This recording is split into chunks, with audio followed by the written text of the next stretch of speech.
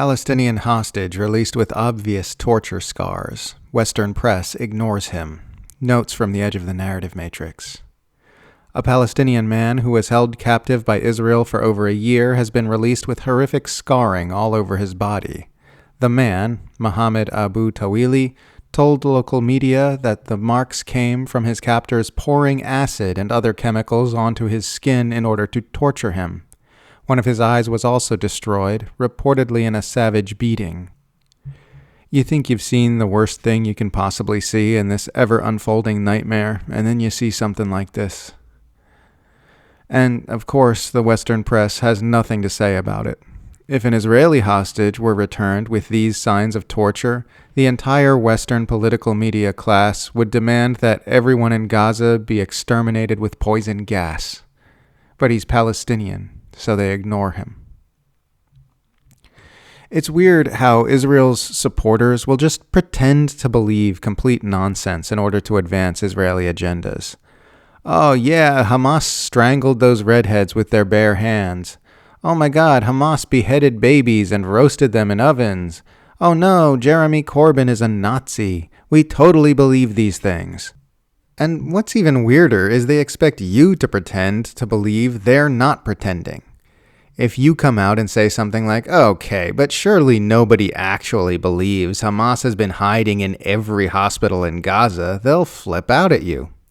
If you point out that it's much more likely the Bezos family was killed by Israeli airstrikes in an area where women and children were getting killed by Israeli airstrikes every day, than that the Israeli government is telling the truth about something they lie about constantly just as a critical ceasefire deadline approaches, you'll be swarmed by Israel supporters not only pretending to be absolutely certain they were murdered by Hamas, but demanding that you pretend to take them seriously.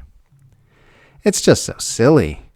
These freaks act out these ridiculous stage plays where they pretend to be outraged about bogus atrocity propaganda or pretend to feel unsafe because of some completely made-up anti-Semitism crisis. And everyone knows they're full of shit, but we're supposed to pretend we don't know that or we're the worst person in the universe.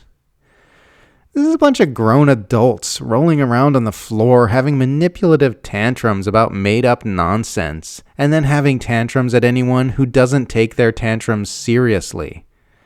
It's like, come on, have a little dignity. Where is your self-respect? Is advancing Israeli information interests and facilitating foreign land grabs really worth debasing yourself like this? Just about the cringiest, most embarrassing thing I've ever witnessed.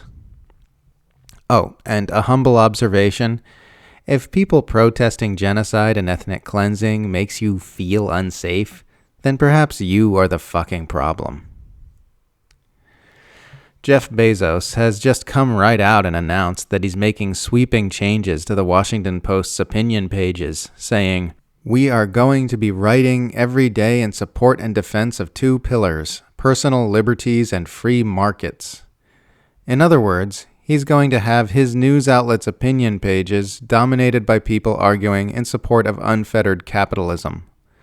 One of the richest people in the world bought one of the most influential newspapers in the world to turn it into an even bigger capitalist propaganda rag than it already was.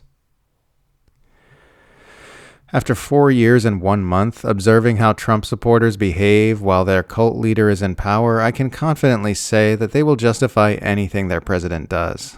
Literally anything. They have a whole sequence of excuses they'll make, which they just flow through until they find one that makes sense to them.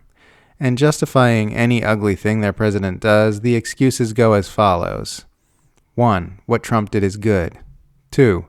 If what Trump did is not good, then it was actually a brilliant strategic 4D chess maneuver designed to advance the greater good in the long term. 3.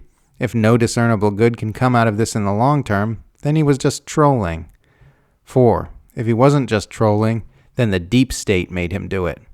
You can't just go against the deep state, you know. What kind of naive idiot are you?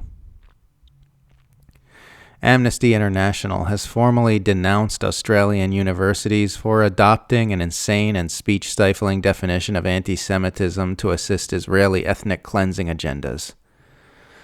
So at least that's something.